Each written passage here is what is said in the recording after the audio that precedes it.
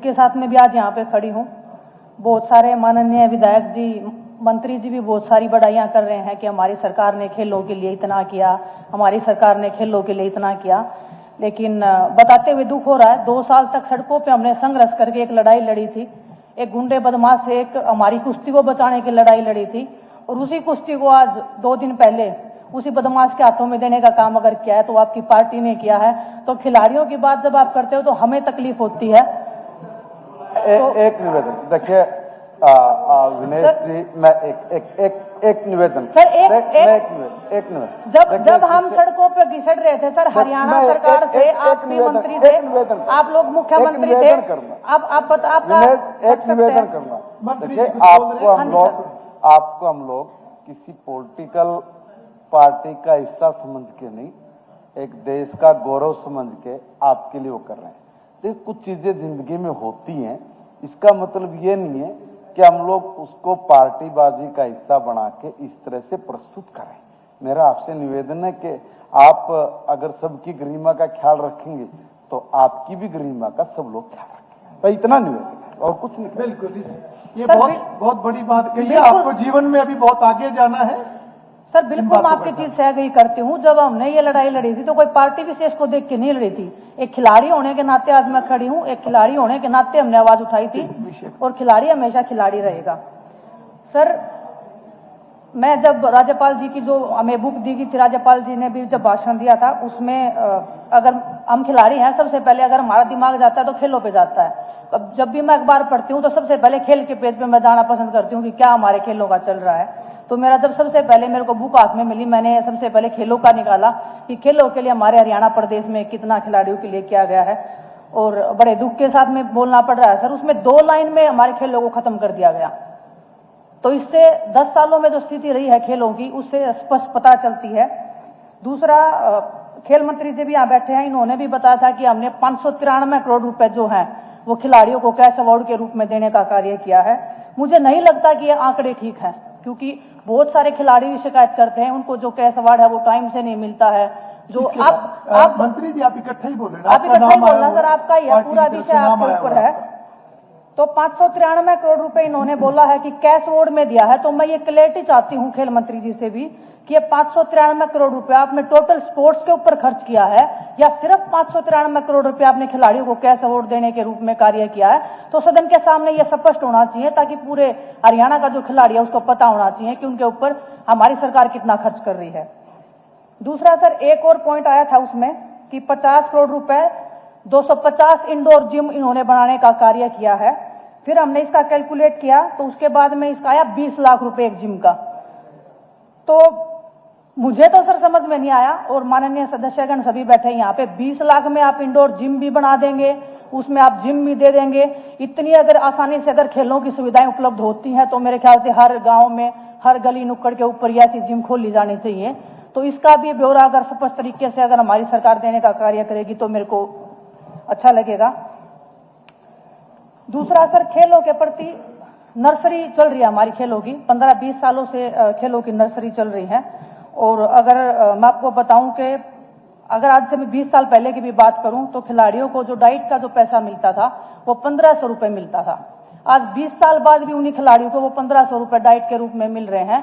और आपको पता है महंगाई का टाइम है, खिलाड़ियों को एक्स्ट्रा डाइट चाहिए होती है, खिलाड़ियों को बहुत सारे इक्विपमेंट्स चाहिए होते हैं।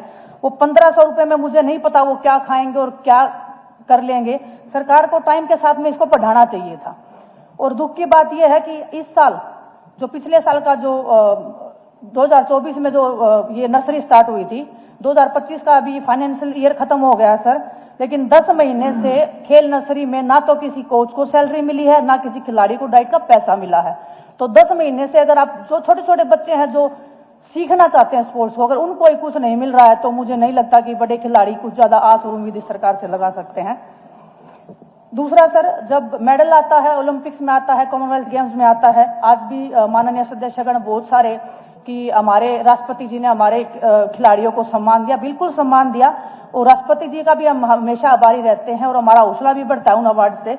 लेकिन उसके लिए सरकार वाई ज्यादा लूटती है, जबकि अगर धरातल पे जाओगे तो खिलाड़ियों को वो सुविधाएं नहीं मिलती है जो हम डिजर्व करते हैं।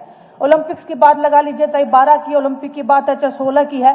साक्षी मलिक एक अकेली जो हरियाणा की बेटी थी, बहन थी, मेरी तो साथी रही है। हम तो रूम हमेशा शेयर किया है, हमने एक जैसा संघर्ष हमने किया है।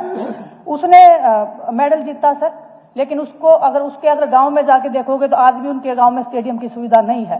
तो बड़े दुख की बात है, जिस बेटी ने अकेली ने पूरे हरियाणा में मेडल जीता था, उनको भी वो सुविधाएं नहीं मिली है।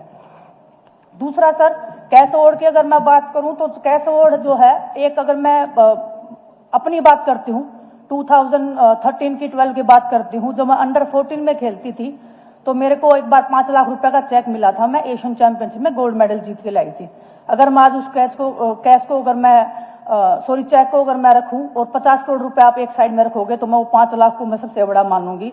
वो हमारे सरकार ने खत्म करने का काम किया है। जो बच्चे हैं जो छोटे, उनको कैश अवार्ड मिलता नहीं है, और अगर देते भी हैं, अगर 3-4 साल में वो बच्चे बिल्कुल घिस जाते हैं।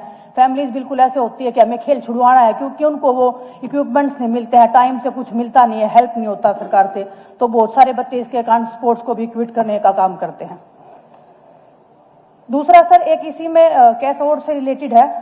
पहले जो हमारे इंटरनेशनल रेसलिंग की मैं बात करूं स्पेसिफिक, तो इंटरनेशनल जो फेडरेशन होती थी वो अंडर 17, अंडर 14 नहीं लिखती थी, वो लिखती थी सब जूनियर और जूनियर।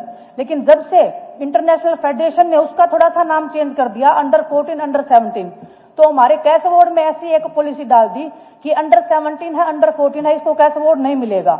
सर, वो खिलाड़ियों की थोड़ी गलती है, अगर किसी इंटरनेशनल फेडरेशन ने अगर उसका नाम चेंज कर दिया है तो वो कैश अवार्ड अगर देने की कृपा करे तो मैं मुख्यमंत्री जी की भी और खेल मंत्री जी की आभारी रहूंगी।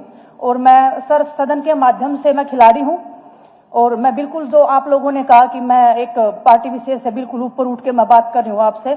एक खिलाड़ी अगर इस लेवल पे 3 ओलंपिक्स मैंने खेले हैं सर, और परमात्मा की दया से जो 2-4 मेडल हिंदुस्तान के लिए लाने की मेरे को हमेशा मौका मिला है, तो मैंने उस मौके का हमेशा पूरा फायदा उठाने की कोशिश की है और देश का नाम ऊंचा करने की कोशिश की है। लेकिन मैं मुख्यमंत्री जी को भी और खेल मंत्री जी को स्पेशल मैं ये बात बोलूंगी, अगर मेरी हेल्प स्पोर्ट्स पॉलिसी में, स्पोर्ट्स के लिए अगर कुछ भी पूछने में, क्योंकि मैं वो हेल्प कर सकती हूँ और मैं वो बता सकती हूँ, तो मैं बिल्कुल एक खिलाड़ी होने के नाते आपका हर उस कदम पे साथ दूंगी। अगर खिलाड़ियों के लिए आप कुछ अच्छा करने की अगर आपकी विचारधारा होगी या आपकी दूसरा सर, मैं अपने अगर स्पेसिफिक अपने विधानसभा की बात करूं, हमारे विधानसभा में गांव है किला जफरगढ़ सर, 70 खिलाड़ी वहां से आते हैं, वहां पे रेसलिंग करते हैं, लेकिन मैट नहीं है उनके पास में, तो वो मैट की सुविधा नहीं है। तो आप सोच सकते हो कैसे वो खिलाड़ी इस क्षेत्र में आगे बढ़ सकते हैं। दूसरा सर, एक गांव है रामराय गांव है, 400-500 स्विमिंग के खिलाड़ी हैं, लेकिन स्विमिंग पूल नहीं है उस गांव में। बच्चे जोड़ में या नहर में जाके वो तैयारी करते हैं। तो मेरी मुख्यमंत्री जी आपसे बहुत दिल से गुजारिश है कि उन बच्चों को स्विमिंग पूल देने का काम करें। बहुत सारे अंतर्राष्ट्रीय और राष्ट्रीय स्तर पे जो अभी नेशनल गेम्स में भी 13-14 खिलाड़ियों ने वहां पे पार्टिसिपेट किया था, तो अगर उनको स्विमिंग पूल मिलेगा तो खिलाड़ियों के लिए बहुत अच्छी बात हो जाएगी। दूसरा सर, मैं एक अपने गांव की मैं बात करती हूँ। 2016 में बहुत खुशी हुई थी जब माननीय मनोहर लाल जी ने घोषणा की थी कि हमारे गांव में एक बहुत बड़ा अंतर्राष्ट्रीय स्टेडियम बनाने की उन्होंने घोषणा की थी। लेकिन आज भी अगर मैं सच्चाई बताऊं तो हमारा स्टेडियम तो बना है, इसमें मैं मना नहीं करी, लेकिन ना बिजली है, ना पानी है, ना कोच है, ना सफाई की कोई व्यवस्था है। वो बिल्डिंग है, वो अभी जर्जर हालत में जाने की साइड में उन्होंने कदम बढ़ा लिया है। तो आप स्थिति देख के आप लगा सकते हैं सर कि हम कोशिश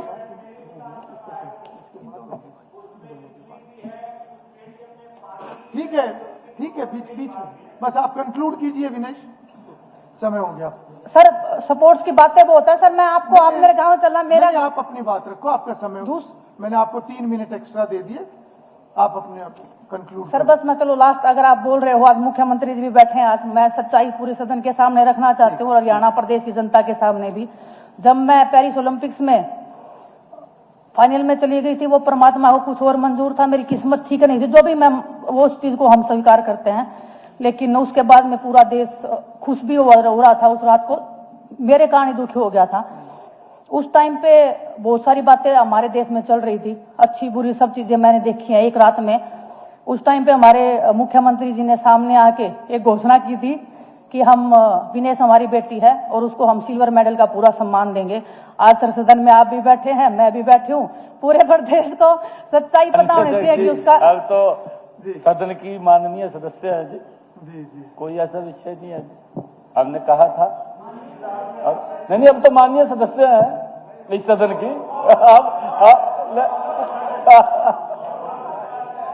क्यों सर, आपके सभी विधायक ऐसे बोल रहे हैं कि आपकी जो जुबान है वो वादा पक्का है। मैं वो वादा दिखा रही हूँ कि आपने अभी तक जो आपका वादा है वो अधूरा है, उसके ऊपर आप ध्यान दीजिए और पूरे सदन के सामने आपको वो बताना चाहिए।